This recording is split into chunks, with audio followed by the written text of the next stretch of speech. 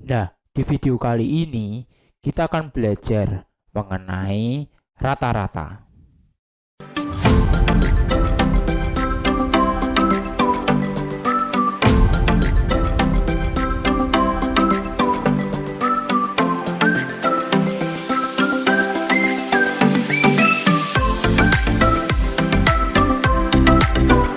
Jangan lupa like, subscribe, dan aktifkan loncengnya.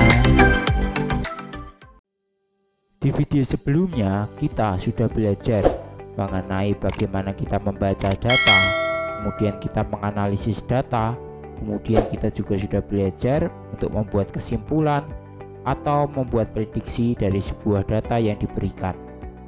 Untuk video kali ini kita akan belajar ukuran pemusatan data, khususnya untuk bagian rata-rata. Untuk selengkapnya kita simak pembahasannya berikut ini. Statistika ukuran pemusatan data untuk materi rata-rata atau min. Nah, tujuan di video pembelajaran kali ini adalah yang pertama, kita dapat memahami konsep rata-rata dari data yang diberikan. Kemudian yang kedua, kita dapat menentukan rata-rata dari data yang diberikan. Kemudian yang ketiga, kita dapat menyelesaikan masalah yang berkaitan dengan rata-rata. Nah, statistika. Kalau kita bicara statistika, maka pasti kita akan bicara tentang data, bukan? Nah, seperti ini datanya, contohnya. Terkadang data ini sangat banyak dan kita harus mendeskripsikan data tersebut dengan lebih simpel kepada orang lain. Nah, contohnya seperti ini. Ada seorang guru bertanya, kamu biasanya tidur jam berapa? Kemudian salah satu murid menjawab jam 10 malam atau jam 22.00. Nah, padahal kenyataannya kan tidak selalu tidur jam 10 malam. Misalnya saja kalau kita peroleh data seperti ini.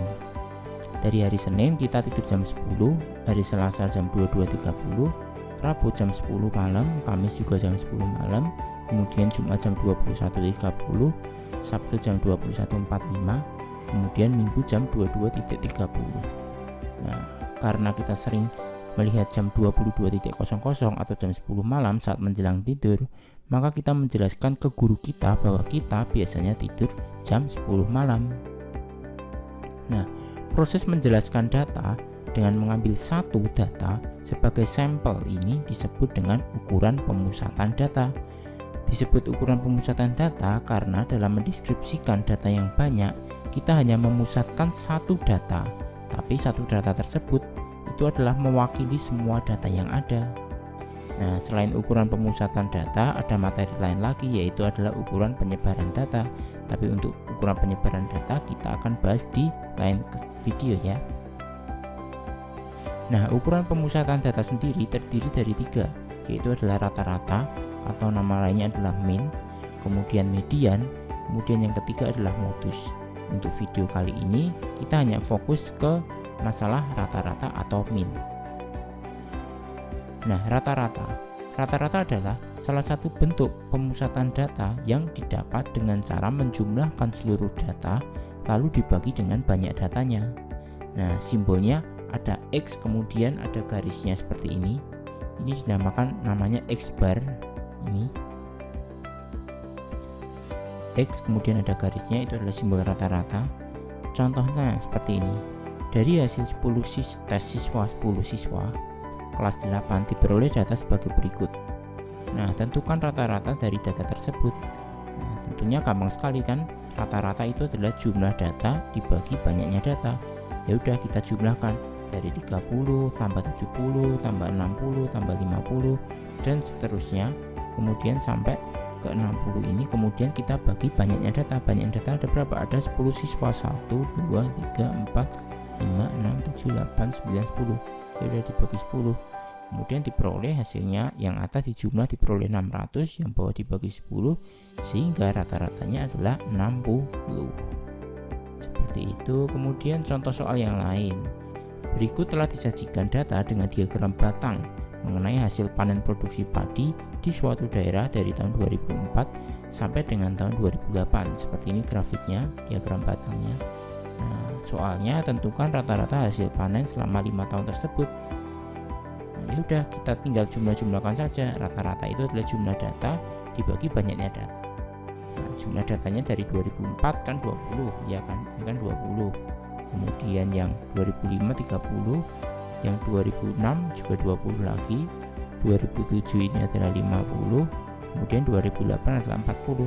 Kita jumlah, kita bagi 5 karena 5 tahun, 1 2 3 4 5, sehingga diperoleh 160 dibagi 5, sehingga rata-ratanya tiap tahun adalah 32 ton.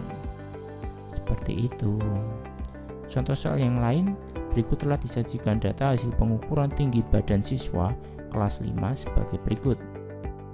Nah, data tinggi badan siswa kelas 5 seperti ini, 120 cm ada 6 siswa, 125 cm ada 4 siswa, 140 ada 3, 145 ada 2, 150 ada 5 orang. Nah, sekarang tentukan rata-rata tinggi badan siswa kelas 5 tersebut. Nah, perlu diingat ini 120 cm itu ada 6 siswa ya.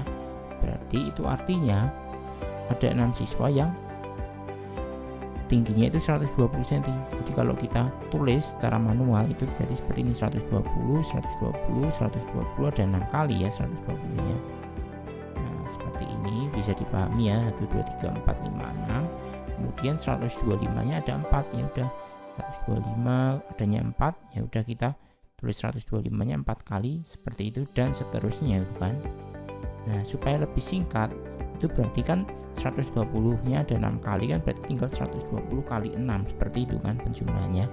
Jadi rata-ratanya diperoleh seperti ini, 120 kali 6 karena ada 6 siswa, kemudian 125 kali 4 karena ada 4 siswa, kemudian 140 dikali 3, kemudian 145 dikali 2, kemudian 150 dikali 5, kemudian dibagi banyaknya data.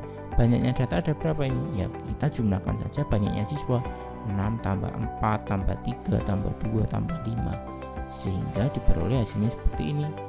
Dan hasilnya adalah 2680 dibagi 20, sehingga diperoleh rata-ratanya adalah 134 cm. Seperti itu. Jadi rata-rata tinggi badan siswa kelas 5 tersebut adalah 134 cm. Contoh soal yang lain, perhatikan tabel hasil ulangan matematika di bawah ini. Nah, seperti ini. Berapa banyak siswa yang nilainya lebih dari rata-rata? Nah, ini pertanyaannya adalah berapa banyak siswa yang nilainya lebih dari rata-rata. Berarti kita cari dulu rata-rata dari tabel hasil ulangan ini.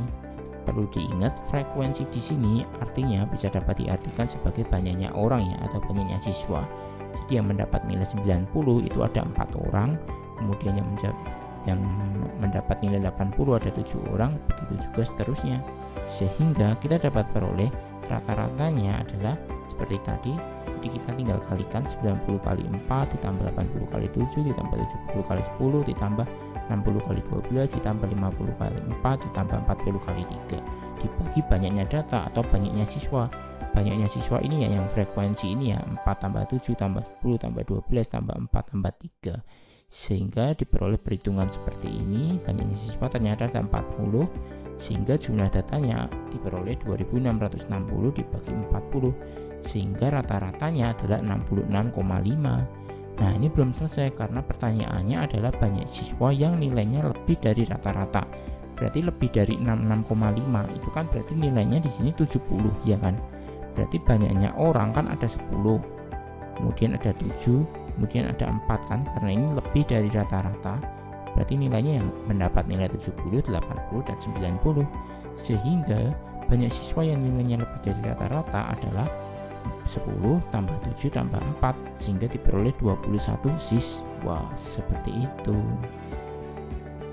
Oke, terima kasih. Nah, jadi seperti itu pembahasan di video kali ini. Untuk materi selanjutnya kita akan simak di video berikutnya. Oke, dadah.